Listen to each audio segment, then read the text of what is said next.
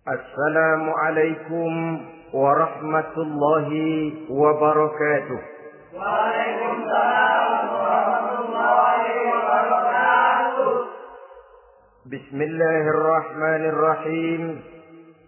Alhamdulillahi rabbil alamin.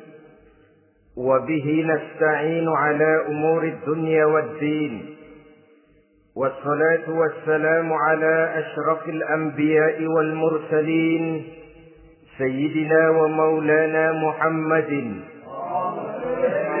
وعلى آله وأصحابه المجاهدين الطاهرين أما بعد.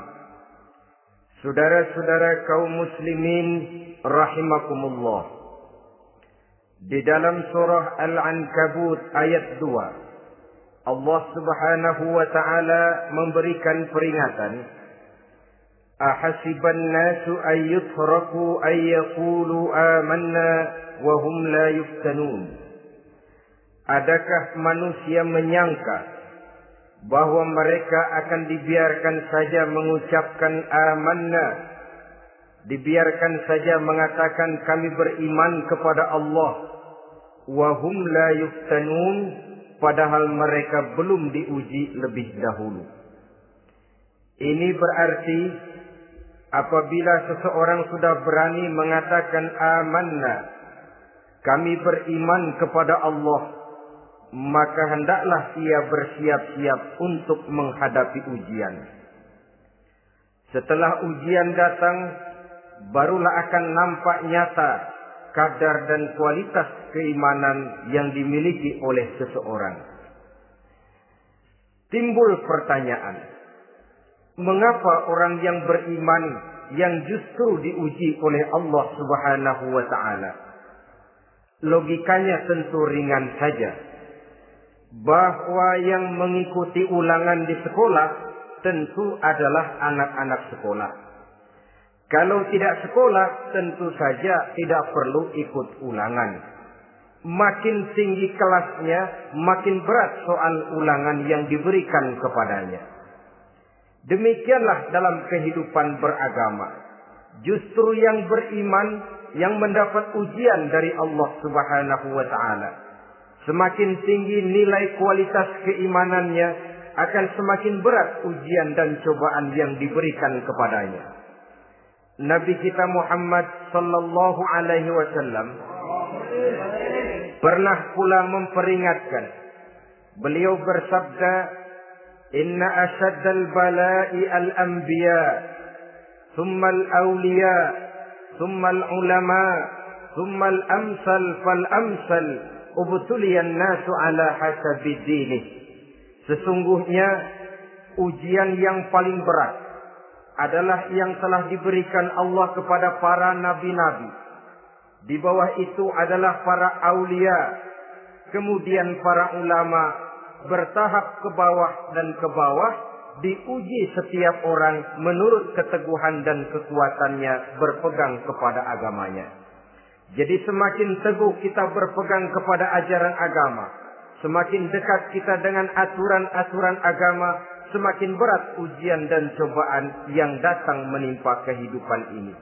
Maka persoalan inilah yang akan kita bicarakan pada pertemuan kali ini, tentang cobaan-cobaan yang datang menimpa kehidupan kita.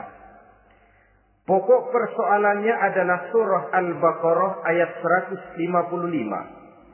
Allah Subhanahu wa ta'ala menjelaskan jenis-jenis ujian yang diberikan kepada kita orang-orang yang beriman. Dalam Al-Baqarah 155 itu Allah Subhanahu wa ta'ala menjelaskan, وَلَنَبْلُوَنَّكُمْ بِشَيْءٍ مِنَ الْخَوْفِ وَالْجُوعِ وَنَقْصٍ مِنَ الْأَمْوَالِ وَالْأَنْفُسِ وَالثَّمَرَاتِ وَبَشِّرِ الصَّابِرِينَ الَّذِينَ إِذَا أَصَابَتْهُمْ مُصِيبَةٌ قَالُوا إِنَّا لِلَّهِ وَإِنَّا إِلَيْهِ رَاجِعُونَ. وَلَنَبْلُوَنَّكُمْ بِشَيْءٍ مِنَ الْخَوْفِ, dan tentu dan pasti kata Allah, kami akan menguji kamu sekalian, kami akan mencoba kamu sekalian dengan sebagian kecil dari rasa takut. Wal ju', rasa lapar, wa naqsim minal amwal wal anfusi was samarat, kekurangan harta, jiwa dan buah-buahan. Ada 5 macam jenis ujian yang dijelaskan di dalam Al-Baqarah 155 ini. Yang pertama, wala nabluwannakum bisyai'im minal khauf. Kami uji, kami coba kamu dengan sebagian kecil daripada rasa takut. Setiap manusia terlahir dengan membawa 2 sifat.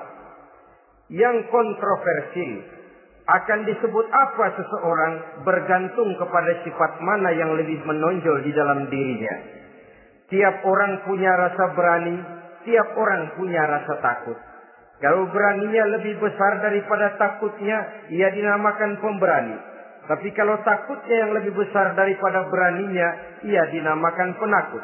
Tapi yang jelas, 2 sifat kontroversial ini memang ada dalam diri manusia. Akan diuji kamu sekalian dengan sebagian kecil daripada rasa takut. Takut yang kadang-kadang tidak beralasan. Yang kaya takut jatuh miskin. Yang punya jabatan takut kehilangan kedudukan dan pengaruhnya. Dan pada akhirnya yang hidup pun menjadi takut mati. Sesuatu yang sungguh tidak beralasan dan menimbulkan kegelisahan di dalam kehidupan. Mari kita lihat dampak yang ditimbulkan oleh rasa takut ini. Ada orang kaya yang takut jatuh miskin. Akibat rasa takutnya ini, pertama, ia menumpuk-numpuk harta sebisa-bisanya dengan menghalalkan segala macam cara. Tidak peduli halal haram, tidak ngerti hak batil, tidak tahu hak dan pantas dan ma'ruf munkar atau tercela. Yang penting ia bisa menumpuk-numpuk harta, menimbun-nimbunnya, tidak hanya cukup untuk dirinya sendiri. Kalau perlu anaknya sudah dipersiapkan untuk jadi orang kaya. Cucunya disiapkan jadi orang kaya. Anak cucunya, cucu-cucunya, seluruhnya. Dia takut jatuh miskin. Kemudian akibat dari rasa takut ini, ia pun terjebak ke dalam penyakit bakhil bin pelit alias kikir. Tidak sedikit pun tergerak hatinya untuk memberikan bantuan dan pertolongan kepada mereka yang memang memerlukannya. Termasuklah ia ke dalam apa yang diingatkan Allah. Allazi jama'a malan wa addadahu yahsabu anna malahu akhlada. Orang-orang yang menumpuk-numpuk harta kemudian menghitung-hitungnya. Dia menyangka bahwa hartanya akan dapat mengekalkan kehidupannya di dunia ini. Dia menyangka hartanya akan dapat mengekalkan kebahagiaannya di dalam kehidupan ini. Maka kerjanya hanya menumpuk dan menumpuk. Dan dia sangat takut untuk jatuh miskin. Saudara-saudara kaum muslimin rahimakumullah. Lalu yang kebetulan punya jabatan takut kehilangan kedudukan dan pengaruhnya. Maka ia akan melakukan segala cara dan jalan untuk menjaga keamanan dan ketenangan dari jabatan yang sedang didudukinya. Hilang kesadaran bahwa jabatan adalah amanah. Hilang pengertian bahwa kedudukan adalah alat untuk berbuat baik dan mengabdi kepada sesamanya. Yang ada pikirannya hanyalah bagaimana menjaga kedudukan dan pengaruhnya agar tetap ada dalam dirinya. Segala cara pun dilakukan dan kadang-kadang ia kehilangan kontrolnya. Kemudian pada akhirnya manusia pun dilanda oleh perasaan takut mati. Sungguh sangat tidak beralasan sama sekali. Karena mati adalah kewajiban dari semua yang bernama hidup. Dan Nabi mengingatkan, al-mautu babun fa kullun nasi dakhilu. Mati adalah merupakan satu pintu yang setiap orang akan masuk ke dalam pintu itu. Bahkan mati sesungguhnya bisa merupakan nasihat di dalam kehidupan kita. Beliau bersabda, taraktu fikum nasihataini, nasiqan wa samitan. Aku tinggalkan kepada kamu 2 macam nasihat. Pertama, nasihat yang pandai bicara, dan yang kedua, nasihat yang diam saja. Sahabat bertanya, nasihat yang pandai bicara itu apa ya Rasul? Beliau menjawab, Al-Quran. Kalau nasihat yang diam saja apa ya Rasul? Beliau menjawab, mau. Saudara-saudara kaum muslimin rahimakumullah. Yang kaya takut miskin. Yang punya jabatan takut kehilangan kedudukan dan pengaruhnya. Dan pada akhirnya yang hidup pun menjadi takut mati. Sesungguhnya takut-takut yang sangat tidak beralasan sama sekali. Jika orang kaya takut jatuh miskin, untuk itu kemudian dia menghalalkan segala macam cara untuk menumpuk kekayaan yang tidak akan habis dimakan selama 7 turunan. Kemudian diiringi dengan sifat bakhil, sifat tertutup, sifat berpangku tangan melihat kesulitan dan penderitaan orang lain. Maka sesungguhnya dia tidak merasa bahwa harta merupakan titipan dari Allah Subhanahu wa ta'ala. Bahwa ia merupakan alat dan bukan merupakan tujuan di dalam kehidupan ini. Takut miskin adalah satu penyakit yang mengakibatkan orang lupa diri dan lupa daratan. Takut kehilangan kedudukan dan pengaruh juga adalah penyakit yang menyebabkan orang menghalalkan segala macam cara untuk menjaga kedudukan dan jabatannya. Dan takut mati juga sebenarnya sesuatu yang tidak beralasan. Sebab siapa yang berani hidup harus berani pula menghadapi mati. Yang takut mati tidak usah hidup saja. Karena mati adalah kewajiban bagi semua orang-orang yang hidup. Oleh karenanya, rasa takut yang tidak beralasan sesungguhnya merupakan ujian untuk menguji nilai-nilai keimanan yang ada di dalam diri kita. Orang kaya diuji dengan hartanya, pejabat diuji dengan kedudukan dan pengaruhnya, manusia hidup diuji dengan akan datangnya mati yang menjemput kehidupannya. Menghadapi ujian-ujian semacam ini, maka marilah kita menyadari, yang kaya tidak perlu takut miskin. Dari Allah harta itu datang, kepada Allah harta itu akan kembali. Yang punya kedudukan dan pengaruh tidak usah takut kehilangan kedudukan dan pengaruhnya. Karena jabatan sesungguhnya merupakan amanah dari Allah Subhanahu wa ta'ala yang harus digunakan dan dianggap sebagai kesempatan untuk berbuat kebajikan sebanyak-banyaknya. Saudara-saudara kaum muslimin rahimakumullah. Ini bagian pertama dari ujian-ujian yang ada dalam Al-Baqarah 155. Wala nabluwannakum bisyai'im minal khauf. Kami akan uji, kami akan coba kamu dengan sebagian kecil daripada rasa takut. Takut yang kadang-kadang saya katakan sekali lagi sangat tidak beralasan. Akibatnya bisa menimbulkan gejala-gejala yang aneh di dalam kehidupan kita. Saudara-saudara, yang kedua, walju, akan kami uji kamu dengan rasa lapar.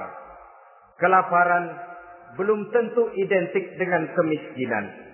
Bahkan di dalam surah An-Nahl ayat 112, Allah Subhanahu wa ta'ala memberikan contoh yang sangat nyata dan jelas. وَضَرَبَ اللَّهُ مَثَلًا قَرْيَةً كَانَتْ آمِنَةً مُطْمَئِنَّةً يَأْتِيهَا رِزْقُهَا رَغَدًا مِنْ كُلِّ مَكَانٍ فَكَفَرَتْ بِأَنْعُمِ اللَّهِ فَأَذَاقَهَا اللَّهُ لِبَاسَ الْجُوعِ وَالْخَوْفِ بِمَا كَانُوا يَصْنَعُونَ. Allah memberikan contoh bagaimana keadaan satu negeri yang makmur, aman, tenang, tentram. Rezekinya datang dari segala arah. Fakafarat bi an'umillah, tapi sayang sekali penduduknya kufur dengan nikmat yang diberikan Allah Subhanahu wa ta'ala kepada mereka. Akibatnya fa'azaqahallahu libasal ju'i wal khauf. Allah timpakan kepada mereka kelaparan dan ketakutan bima kanu yasnaun, sebagai akibat dari apa yang telah mereka lakukan. Marilah kita melihat contoh dalam Al-Quran ini untuk mengadakan introspeksi di dalam diri dan kehidupan kita masing-masing. Adalah satu keberuntungan bahwa kita sebagai manusia dijadikan Allah sebagai khalifahnya di permukaan bumi ini, yang ditugaskan untuk membudidayakan alam, mengelola dan mengambil manfaatnya bagi sebesar-besar manfaat di dalam kehidupan kita. Dijadikannya bumi untuk tempat tinggal kita sebagai hamparan di mana segala fasilitas dan kebutuhan hidup kita tersedia. Tinggal lagi kita pandai-pandai mengelolanya. Apalagi buat kita Muslim yang tinggal di persada Nusantara tercinta Indonesia ini. Satu negara yang orang katakan untayan jamrut katulistiwa, yang hijau ranau subur makmur, melahirkan slogan dengan kata gemah rifah loh jenawi toto tentrem kerto raharjo. Negara yang demikian subur, negara yang demikian indah, negara yang demikian hijau ranau ini, apabila kita terkena fakafarat bi'an umillah, kufur kepada nikmat yang diberikan oleh Allah kepada kita, dia tidak akan mendatangkan ketenangan, dia tidak akan mendatangkan kesejahteraan, bahkan akan sangat boleh jadi akan menimbulkan kekacauan, ketidaktenangan dan kelaparan di tengah negara yang subur makmur. Inilah yang sangat menyedihkan. Kenapa ini bisa terjadi? Fakafarat bi'an umillah, orang kufur terhadap nikmat yang diberikan Allah Subhanahu wa taala. Diberikan negara yang subur, makmur, indah, hijau ranau, tapi dikelola dengan cara yang brutal dan membabi buta.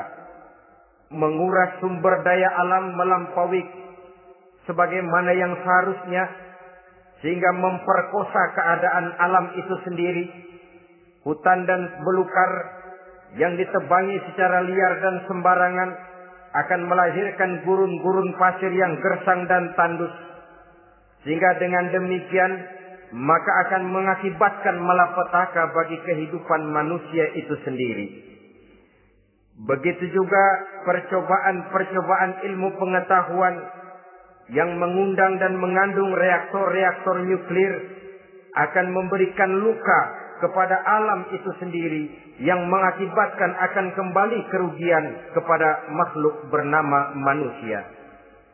Saudara-saudara kaum muslimin rahimakumullah. Jadi dengan demikian, di dalam satu negara yang subur, hijau, ranau dan makmur, bisa saja terjadi kelaparan apabila kita ingkar, tidak mau bersyukur terhadap nikmat yang diberikan Allah kepada kita. Kita kelola alam ini seenak perut kita saja dengan tidak memikirkan akibatnya di kelak kemudian hari nanti. Kita ambil satu contoh. Orang-orang tua kita dulu pada umur 60 tahun, 70 tahun, kalau dia menanam kelapa, orang lalu bertanya, kakek nanam kelapa untuk siapa nanti? Apa jawabannya? Untuk anak cucu saya. Umur 60 tahun atau umur 70 tahun, ia masih menanam pohon kelapa. Untuk apa katanya? Untuk anak cucu saya di belakang kemudian hari nanti. Orang yang bisa menanamkan sesuatu untuk generasi yang akan datang, itulah orang tua yang bijaksana. Tapi orang yang menanam sesuatu hanya untuk kepentingan dirinya sendiri saja, maka itulah orang yang hanya mementingkan diri sendiri atau orang egois. Tapi lebih celaka lagi, orang yang mau melakukan sesuatu yang akan meninggalkan akibat bagi generasi yang akan datang, akibat yang tidak baik, itulah orang yang aniaya, orang yang zalim di dalam kehidupan kita. Bumi, tempat di mana kita manusia tinggal, bukan satu wujud yang tanpa batas. Pernahkah kita membayangkan cuma satu bumi untuk dihuni oleh 5 miliar lebih dari makhluk bernama manusia, yang kadang-kadang pertumbuhan sarana untuk menunjang kehidupan tidak sepesat pertumbuhan jumlah makhluk bernama manusia itu sendiri. Oleh karena itu kita dituntut untuk pandai-pandai mengelola, membudidayakan alam ini dengan tetap menjaga keseimbangannya, sehingga bahaya kelaparan yang merupakan ujian di dalam kehidupan, insya Allah tidak akan kita temukan di dalam kehidupan kita. Saudara-saudara kaum muslimin rahimakumullah. Ini kelaparan dalam artian sebagai satu bangsa. Bisa juga kelaparan dalam artian dalam kehidupan pribadi daripada manusia. Hidup ini kata orang berjalan bagaikan roda pedati. Sekali tempo naik kita ke atas, lain saat turun kita ke bawah. Ada saatnya kita jaya, ada saatnya kita pun mengalami kemunduran. Oleh karena itu, pasang surut kehidupan ini membuat orang seharusnya sadar bahwa pasang surut itu tidak harus menyebabkan pasang surutnya dia di dalam melaksanakan ibadahnya kepada Allah Subhanahu wa Ta'ala. Kelaparan boleh jadi memang merupakan ujian untuk menguji nilai-nilai keimanan seseorang. Apabila dalam kondisi lapar imannya mantap, imannya teguh, imannya kuat, maka dalam kondisi di mana perutnya tidak lapar, tentu iman itu akan lebih bertambah mantap lagi. Kalau orang perutnya kenyang, kalau orang perutnya berisi penuh, lalu imannya stabil, kemudian pada saat kelaparan imannya pun mengalami penurunan, maka di situ nyata, di saat dia diuji dengan kelaparan, kualitas imannya ikut menyurut, mundur ke belakang, dan mengalami proses degradasi, proses peluncuran dan penurunan. Oleh karenanya, marilah kita menyadari Allah Subhanahu wa Ta'ala senantiasa memberikan yang terbaik kepada kita bersama. Kelaparan, apabila kita terima dengan sikap lapang dada, tidak akan menyebabkan kita menjadi berbuat nekat. Tetapi kita tetap dalam kontrol, tetap dalam keadaan yang stabil, tidak keluar dengan melakukan perbuatan-perbuatan yang negatif. Bagaimanapun kita ingin membela dan mempertahankan kelangsungan hidup, betapa dan bagaimanapun kita ingin menjaga kelangsungan perut, namun kita tetap tidak keluar dari norma-norma dan kaedah-kaedah yang telah ditentukan di dalam kehidupan beragama. Inilah cobaan yang kedua yang ada dijelaskan dalam Al-Baqarah ayat 155 tadi, berupa kelaparan. Yang ketiga, wa naqsim minal amwal, kekurangan harta alias kemiskinan. Kemiskinan, saudara-saudara, merupakan ujian dari Allah Subhanahu wa Ta'ala untuk menguji sejauh mana kekuatan iman yang kita miliki di dalam kehidupan. Tetapi sesungguhnya bukan hanya kemiskinan, kekayaan pun pada hakikatnya juga merupakan ujian. Namun umumnya manusia akan lebih merasa diuji jikalau dia miskin daripada diuji jikalau dia menjadi orang yang kaya. Pada sisi lain kenyataan mengatakan banyak orang lulus ketika diuji dengan kemiskinan, tetapi gagal berantakan setelah diuji dengan kekayaan.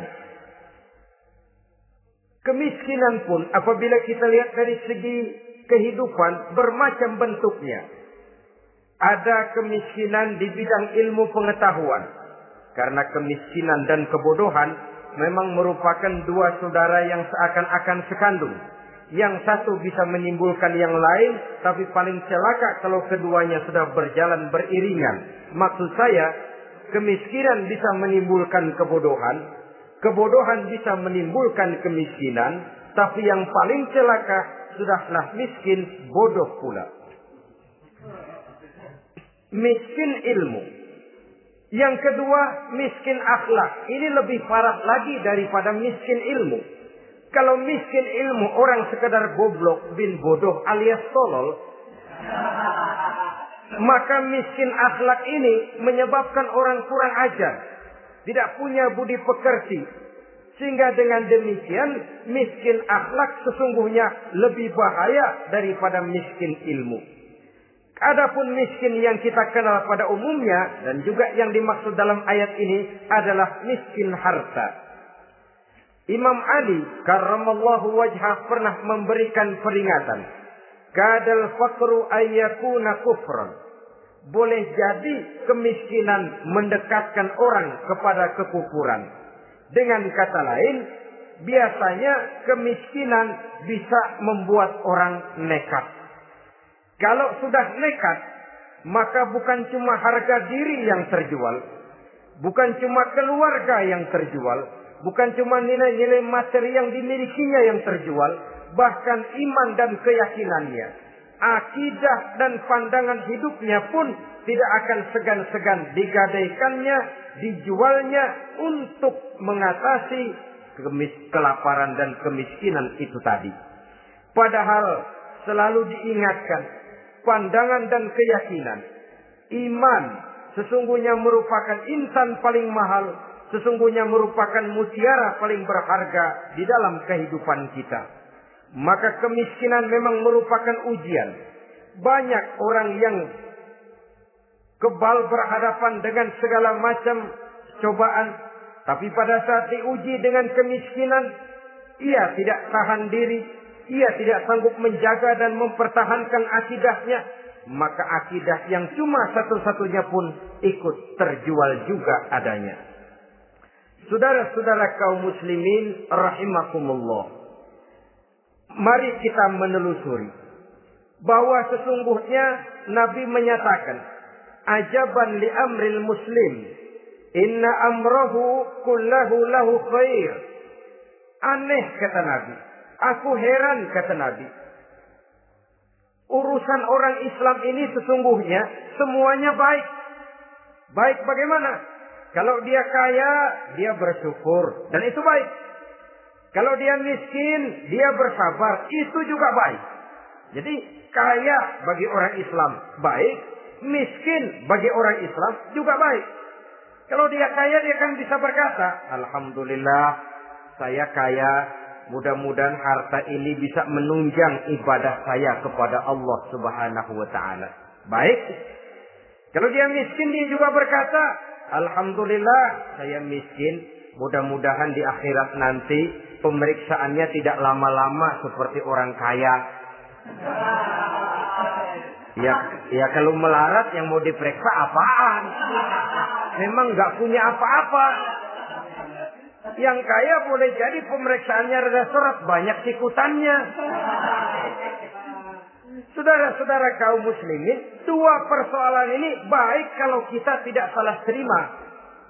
Mana yang lebih baik? Tentu yang lebih baik menjadi orang kaya yang bersyukur. Dan itu memang wajar. Kaya, syukur. Miskin, sabar. Yang luar biasa kalau mau tahu, miskin, syukur. Kalau kaya, syukur memang mestinya. Miskin, sabar. Ya mestinya lah. Miskin kagak sabar mau kemana? Tapi yang luar biasa sesungguhnya, miskin, syukur.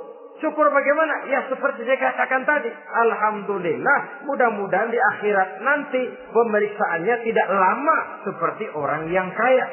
Sehingga kata Nabi, setiap persoalan yang dihadapi umat Islam baik bagi dia. Miskin, baik. Kaya, baik. Asal orang tidak salah terima.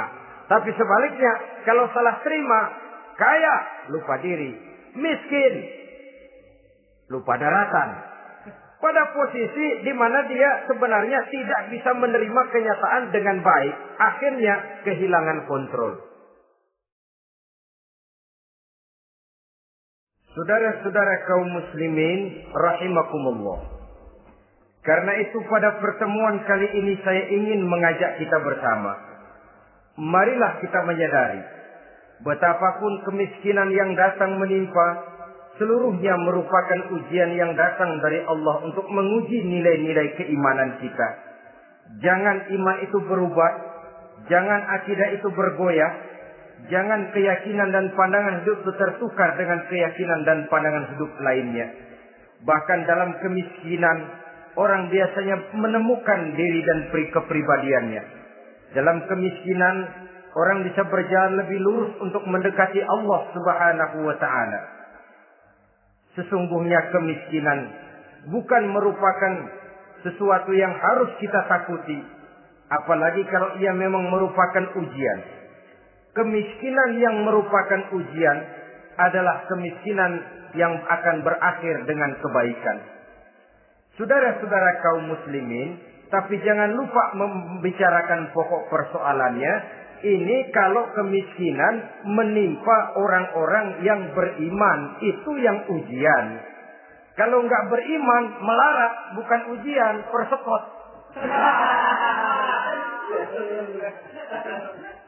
Nah, orang lalu bertanya, Pak, kalau orang kafir kaya bagaimana?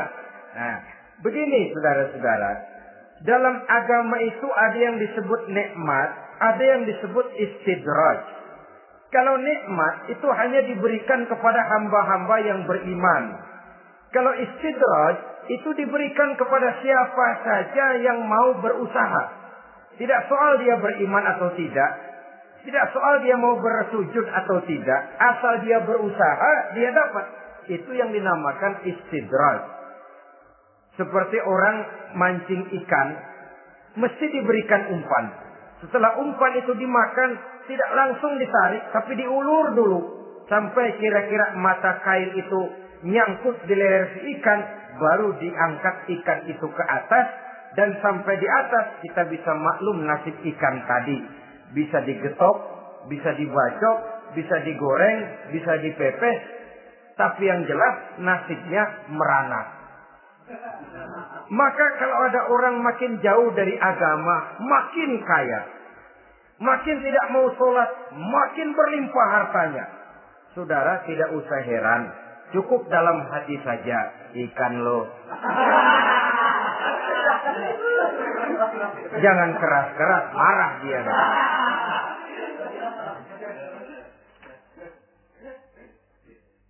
Kemiskinan apabila didasari dengan sikap keimanan merupakan ujian untuk menguji kualitas keimanan seseorang.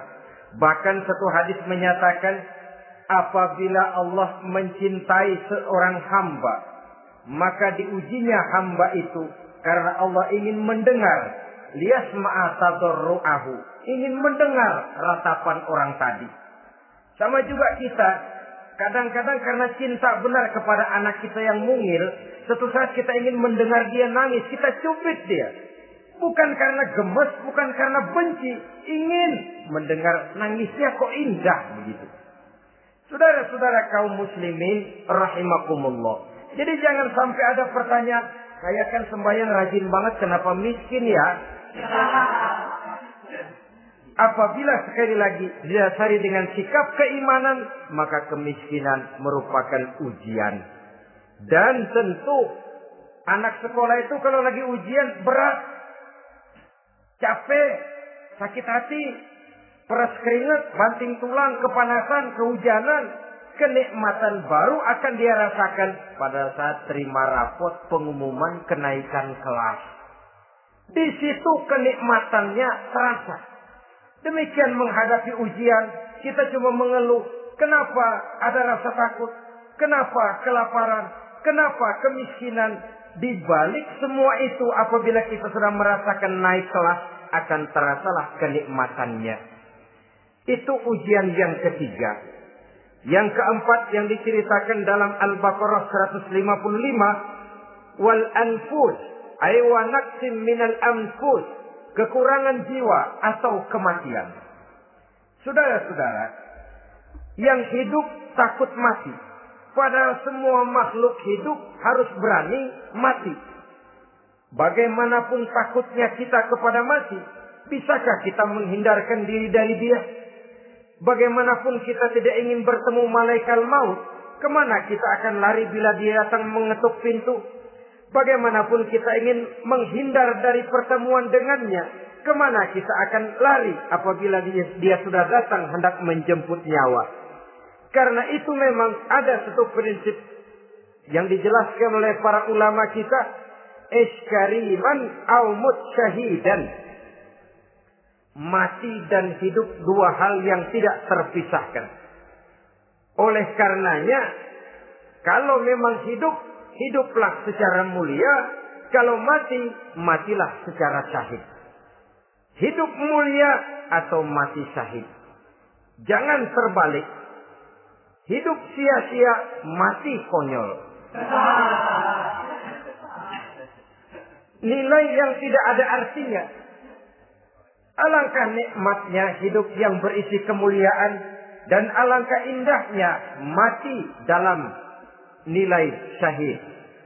Saya ingin menyegarkan ingatan saudara-saudara kepada sikap Nabi Allah Ismail alaihi salam ketika menghadapi keputusan dari Allah Subhanahu wa taala memerintahkan Nabi Ibrahim alaihi salam untuk menyembelih leher anaknya Ismail, yang ini berarti adalah kematian. Ketika datang perintah untuk menyembelih leher Nabi Ismail, Nabi Ibrahim berkata kepada putranya, "Ya bunayya inni ara fil manami anni azbahuka fanzur maza tara." Ananda Ismail, ayah mimpi diperintah oleh Allah untuk menyembelih lehermu. Menurut pendapatmu bagaimana mimpi ini, nak? Laksanakan atau tidak usah? Saya tidak sanggup membayangkan. Anak cuma satu-satunya. Sudah lama diharapkan. Si buah hati belahan jantung pelanjut cerita penerus sejarah. Ketika anak ini sedang lucu-lucunya, turun perintah untuk menyembelihnya. Ya, kalau anak kita banyak, turun perintah potong leher anakmu, mungkin kita bisa pilih yang mana yang rada bandelan nih.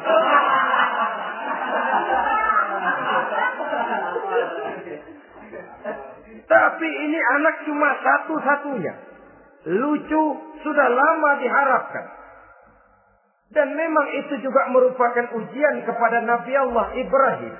Seolah-olah Allah berkata, "Hai Ibrahim, dahulu sebelum kau punya anak, kau memang cinta kepadaku. Sekarang setelah kau punya anak, masuk rasa cinta anak ke dalam hatimu. Buktikan Ibrahim, mana yang lebih besar? Cintamu kepadaku, kata Allah, atau cintamu kepada anakmu? Sembelih leher anakmu." Ternyata kemudian sejarah menyatakan, Nabi Ibrahim cinta kepada Allah, beliau pun cinta kepada putranya. Tapi cintanya kepada Allah lebih besar daripada cintanya kepada putranya. Sehingga ketika turun perintah penyembelihan, itu pun dilaksanakannya, tapi tetap musyawarah dulu. Yakin itu memang perintah Allah, beliau toh mengajak dialog putranya. Ini yang penting dalam kehidupan kita. Dialog. Nah, bapak mimpi diperintah Allah untuk menyembelih lehermu. Menurut pendapatmu bagaimana, nak? Laksanakan atau tidak? Yakin itu perintah Allah, tapi asas musyawarahnya tidak beliau tinggalkan. Walaupun yakin orang tua berbuat untuk kebaikan anak, alangkah baiknya anak diajak bicara. Sehingga dengan hasil pembicaraan ini nanti kita akan mengerti gejala perkembangan dan kemauan dari jiwa si anak tadi. Saudara-saudara kaum muslimin, apa jawaban Nabi Allah Ismail yang ketika itu masih remaja? Beliau menjawab, "Ya abatif al-ma tu'mar, satajiduni insyaallahu minas sabirin." Bapak, jikalau memang ini memang perintah Allah, laksanakan saja Bapak. Tidak usah ragu. Mudah-mudahan nanti Bapak akan menemukan saya termasuk ke dalam golongan orang-orang yang sabar. Ini pantulan doa Nabi Ibrahim dahulu ya, ketika meminta seorang keturunan yang merupakan anak yang soleh. Jawaban dari anak yang soleh. Kalau memang ini perintah Allah Bapak, laksanakan saja. Saya insya Allah termasuk ke dalam golongan orang-orang yang sabar. Kalau Allah memerintahkan Bapak untuk menyembelih leher saya, silahkan Pak. Saya ikhlas, saya ridho, saya rela untuk memenuhi perintah Allah Subhanahu wa Ta'ala. Ini jawaban anak soleh. Sebab itu sering saya katakan, kalau kita cuma punya anak pintar tidak soleh, mungkin jawabannya nggak begini. Nak, Bapak diperintah motong leher kamu, nak, bagaimana pendapatmu? Mungkin dia jawab, Bapak aja yang tuaan, Pak.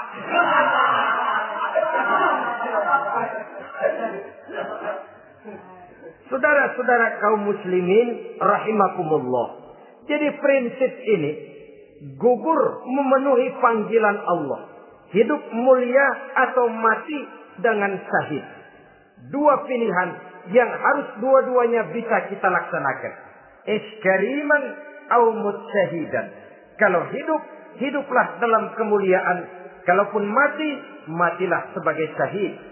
Sebagai orang yang dikenang kebaikan dan kebajikannya. Sebagai orang yang dekat dan banyak berbuat untuk kepentingan agamanya. Jangan tidak tercapai kedua-duanya. Hidup tidak punya nilai, mati pun tidak punya arti. Sia-sia semuanya. Kita masih hidup, orang anggap enggak ada. Dalam istilah tauhid disebut wujuduhu ka'adamihi. Adanya sama dengan tidak adanya. Dia sih ada apa enggak ada, sama gitu-gitu juga. Alangkah ruginya kalau ada kita dianggap sama dengan tidak ada. Apalagi kalau kita sudah tidak ada, ya tidak ada beneran. Iskariman au mutsyahidan. Hiduplah mulia atau matilah sebagai syahid. Saudara-saudara kaum muslimin rahimakumullah. Mati sesungguhnya juga merupakan ujian. Untuk menguji sejauh mana persiapan yang sudah kita lakukan di dalam kehidupan ini untuk menyambut.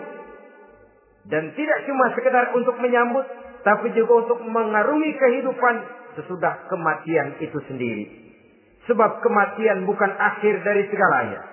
Kematian cuma satu pintu di mana kita akan masuk dan akan berjalan kembali menelusuri fase-fase kehidupan yang telah ditentukan oleh Allah Subhanahu wa taala. Saudara-saudara kaum muslimin rahimakumullah. Pembicaraan tentang kematian ini pun bisa kita evaluasi. Ada yang takut mati usahanya, ada yang takut mati karirnya, ada yang takut mati rezekinya, ada yang takut mati batinnya, ada yang takut mati jasmaninya, dan lain sebagainya. Seluruh ketakutan kepada kematian itu memang merupakan hal yang wajar. Ada yang takut mati usahanya, ada yang takut mati karirnya, ada yang takut mati rezekinya. Tapi kalau ketakutan itu lalu melahirkan perbuatan-perbuatan negatif yang menimbulkan penyimpangan, itu sudah di luar dari yang seharusnya. Kematian merupakan ujian. Menghadapi segala macam ujian termasuk kematian ini akan kita bicarakan pada bagian penutup nanti. Yang kelima, saudara-saudara, ujian yang dijelaskan dalam Al-Baqarah 155 tadi, wa naqsim minas samarat, kekurangan buah-buahan. Kekurangan buah-buahan bisa berarti paceklik. Ini juga bisa diakibatkan oleh apa yang dijelaskan dalam An-Nahl 112 tadi. Orang kufur kepada nikmat yang diberikan Allah Subhanahu wa taala. Orang jauh dari petunjuk-petunjuk agama. Merasa segala persoalan bisa dipecahkan dengan kemampuan otaknya. Hilang rasa ketergantungannya kepada Allah Subhanahu wa taala. Maka usahanya bisa berakhir dengan yang tidak diharapkan. Sudah bikin target, tahun ini kita bakal panen raya besar. Tahu-tahu tikus ngamuk. Habis padi digarap oleh tikus, panen bisa gagal. Bahkan beberapa tahun yang lalu, kita masih ingat bagaimana ulat-ulat menyerbu pohon-pohon jambu. Ribuan batang pohon jambu. Ribuan pohon-pohon jambu itu mati. Lalu jambu-jambu itu tidak bisa lagi dimanfaatkan dalam kehidupan. Tikus yang menyerbu sawah. Ulat yang menyerbu pohon-pohon jambu. Angin topan, puting beliung, gempa bumi. Itu sudah proses-proses di luar kemampuan manusia untuk mendeteksinya. Disinilah manusia harus sadar bahwa setelah ia berusaha dan berusaha sesuai dengan keterikatannya kepada hukum alam, kepada sunnatullah, maka ia harus punya sandaran vertikal kepada Allah Subhanahu wa taala. Agar bila usahanya berhasil, dia tidak lupa diri dan lupa daratan. Dan apabila usahanya kemudian ternyata gagal, dia tidak menjadi putus asa, buruk sangka, sempit hati, sempit pandangan. Cobaan datang dari Allah Subhanahu wa taala berupa kekurangan buah alias paceklik. Saudara-saudara, menghadapi cobaan dan ujian yang saya katakan tadi, 5 macam ini, Apa konsepnya? Apa jalan keluarnya? Ayat selanjutnya dalam kalimat tadi menjelaskan, wa basyiris sabirin, menghadapi ujian-ujian dalam hidup, baik rasa takut, kelaparan, kemiskinan, kematian, kekurangan harta, kekurangan buah-buahan. Wa basyiris sabirin, gembirakan orang-orang yang sabar. Menghadapi segala macam ujian tadi, gembirakan orang-orang yang sabar. Siapa orang yang sabar itu? Alladzina iza asabathum musibatun qalu inna lillahi wa inna ilaihi raji'un. Yaitu orang-orang yang apabila menghadapi ujian, ditimpa musibah, mereka berkata, sesungguhnya kami berasal dari Allah dan sesungguhnya kepada Allah pula kami akan kembali. Bukan cuma sekedar ucapannya, tapi penghayatannya kepada filsafat yang terkandung di dalam kalimat itu tadi. Maka jadilah dia semacam lipstick. Jadilah dia semacam dekorasi. Apabila kita berjanji dan dalam hati kita sudah ada kemungkinan besar kita tidak akan datang, kita tetap menggunakan kata-kata insya Allah. Padahal yang jelas tidak akan mau datang adalah kita. Kita sandarkan dan kita kembalikan itu kepada Allah. Sesungguhnya kami berasal dari Allah. Sesungguhnya kepada Allah juga kami akan kembali. Bukan cuma sekedar ucapannya, tapi juga penghayatan kepada filsafat yang terkandung di dalamnya. Kalau suatu saat kita harus kehilangan harta yang kita miliki, kenapa tidak berpikir inna lillahi wa inna ilaihi raji'un? Bahwa dulu pun ketika lahir ke dunia ini, tidak ada harta yang saya bawa. Kalau sekarang harta itu hilang, inna lillahi wa inna ilaihi raji'un. Itu yang saya maksud. Kalau sekarang, kalau suatu saat kita harus melepaskan pangkat jabatan yang kita sayangi, kenapa kita tidak kembali kepada inna lillahi? Dulu pun ketika waktu lahir ke dunia ini, tidak ada pangkat dan jabatan yang saya bawa. Kalau sekarang harus pensiun, inna lillahi wa inna ilaihi raji'un. Ini kadang-kadang enggak. Dengar mau mutasi, mau pensiun, mulutnya innalillahi, tapi gerbek-gerbek dukun diusut.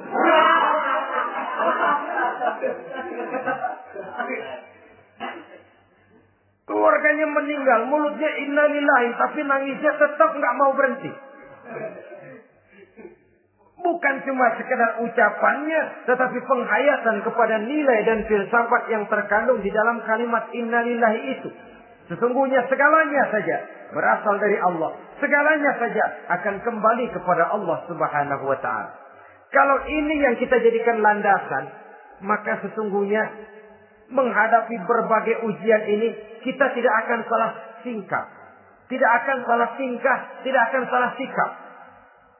Kalau sudah ini dasar dan fondasi yang menjadi landasan tempat di mana seluruh cobaan datang bertumpu, segalanya datang dari Allah, segalanya akan kembali kepada Allah, maka betapapun bertumpu ujian datang menimpa, rasanya tidak akan lagi membuat kita goyah, karena fondasi tempat kita berdiri sudah demikian kokoh dan kuatnya.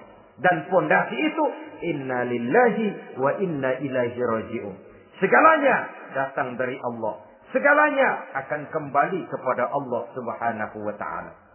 Keyakinan ini memberikan kelapangan jiwa. Dari kelapangan jiwa, maka akan tertuang ketenangan dan ketentraman. Jauh dari stres, jauh dari darah tinggi, jauh dari bingung, jauh dari rasa takut. Segalanya sudah kita kembalikan kepada Allah Subhanahu wa ta'ala. Saudara-saudara kaum muslimin rahimakumullah. Oleh karenanya, ini jalan keluar dan inilah orang yang sabar. Yaitu orang yang mengembalikan segala persoalan bahwa segalanya datang dari Allah, segalanya akan kembali kepada Allah. Bukan sabar dalam pengertian kita sehari-hari. Sabar, maaf ya, dalam pengertian kita sehari-hari biasanya orang yang sabar yang gak banyak tingkah. Diam. Gak salah apa-apa, kepala dikelepak. Diam aja. Ente nggak salah apa-apa dikelepak diem ya. Gua lagi sabar, diem loh. Rasanya ini sih, kalau sabar macam ini yang kita punya, boleh jadi kita akan tertindas terus. Sebab itu, pada penghujung surah Al-Asr, Allah menggandengkan antara tawasau bil haq dengan tawasau bis sabr. Kebenaran dan kesabaran, dua hal yang memang tidak boleh terpisahkan satu dengan yang lain. Kalau kita benar, kita harus sabar. Kalau kita mau sabar, harus karena benar. Apabila kebenaran satu prinsip, maka kesabaran adalah satu strategi. Prinsip yang tanpa strategi bisa membuat kita tidak akan mencapai tujuan yang kita harapkan. Artinya, kebenaran tanpa kesabaran membuat kita mudah dipatahkan orang, tapi kesabaran tanpa kebenaran akan membuat kita diinjak terus oleh orang lain. Karena itu, kalau yakin kita benar, harus sabar. Kalau mau bersabar, harus karena benar.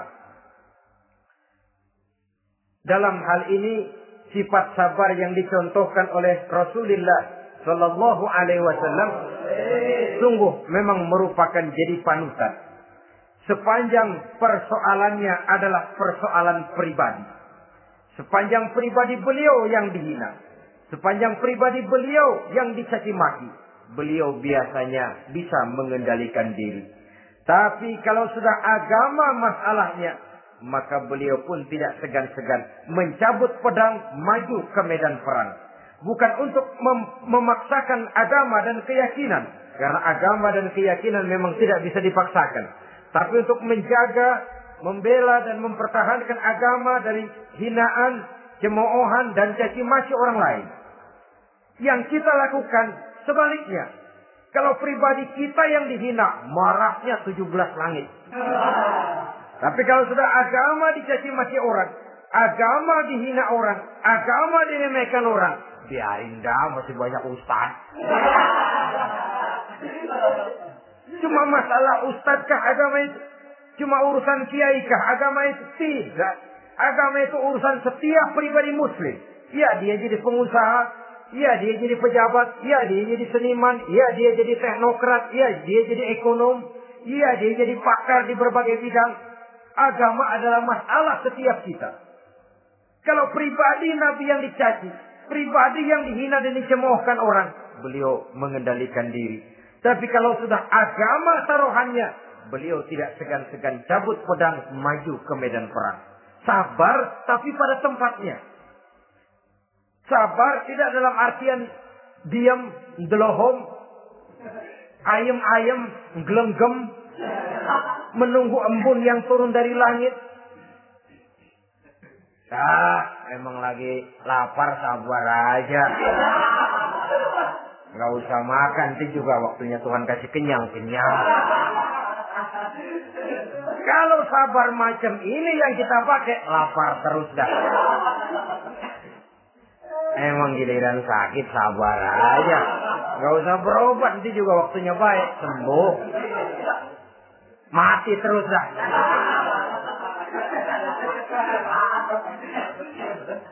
Ya, perkara ada orang sakit tidak berobat sembuh, itu hak Allah. Tapi tidak boleh kita jadikan sandaran, apalagi kalau makom kita dengan Allah masih sedemikian jauhnya. Itu hanya ucapan dari orang-orang yang makom dia dengan Allah itu sudah tidak ada jarak. Permohonannya dipenuhi, kehendaknya dituruti, sebab dia dengan Allah sudah sedemikian dekatnya. Kalau kita masalahnya, yang antara kita dengan Allah ini dilapisi oleh dosa dan kesalahan yang kita kerjakan sendiri, rasanya kita masih harus banyak berbuat sesuai dengan keterikatan kita kepada sunnatullah itu. Orang yang sabar adalah orang yang sadar kepada hakikat dan filsafat yang terkandung di dalam kalimat inna lillahi wa inna ilaihi raji'un. Segalanya datang dari Allah, segalanya pun akan kembali kepada Allah. Harta yang hilang tidak membuat kita gundah. pangkat yang harus kita tanggalkan, tidak membuat kita kecil hati, dan tidak akan meninggalkan medan pengabdian. Kenapa? Kita cuma menganggap itu satu titipan. Lain kalau kita anggap itu punya kita. Jabatan punya kita. Nah, itu yang kita suka wangkeng. Saudara-saudara kaum muslimin, kesimpulannya, banyak cobaan-cobaan dalam hidup. Yang dibicarakan dalam Al-Baqarah 155 ini, sebagian kecil dari rasa takut, kelaparan, kemiskinan, kematian, dan kekurangan buah-buahan. Menghadapi segala macam ujian tadi, kembalilah kita kepada dasar inna lillahi wa inna ilaihi raji'un. Segalanya datang dari Allah, segalanya pun akan kembali kepada Allah. Semoga dengan sikap ini, kita akan lapang dada menghadapi ujian, dan akan semakin tangguh iman dan akidah kita menghadapi cobaan yang datang menimpa. Inilah pertemuan pada kali ini. Semoga ada manfaatnya. Terima kasih atas segala perhatian. Mohon maaf atas segala kekurangan. Usikum wa nafsi bitaqwallah. Wassalamualaikum warahmatullahi wabarakatuh. Waalaikumsalam.